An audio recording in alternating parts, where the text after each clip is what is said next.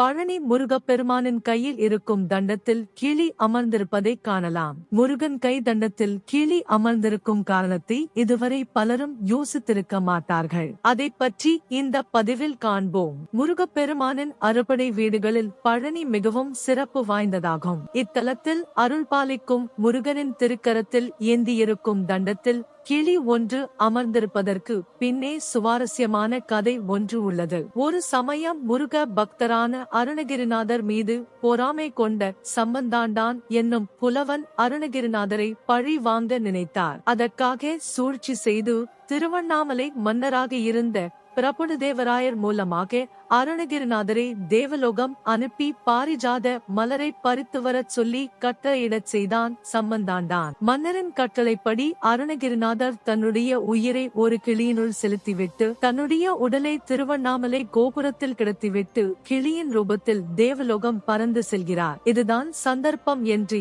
எண்ணியே சம்பந்தாண்டான் அருணகிரிநாதரின் உடலை தகனம் செய்து விடுகிறான். பாரிஜாத மலரை பறித்துக் கொண்டு பூலோகம் வந்த அருணகிரிநாதர் தனது உடல் காணாமல் போனதை எண்ணி திகைக்கிறார். இதை கண்ட முருகப்பெருமான் அருணகிரிநாதருக்கு காட்சி தந்து, சாதாரண உடல் போனால் என்ன, உன்னை என் பக்கத்திலேயே வைத்துக் கொள்கிறேன் என கூறி தன்னுடைய தண்டத்தில் அந்த கிளியை அமர்த்திக் கொண்டார். இதன் பின்னரே பழனி முருகனின் தண்டத்தில் அருணகிரிநாதர் கிளியாக அமர்ந்து பக்தர்களுக்கு காட்சியளிக்கிறார்.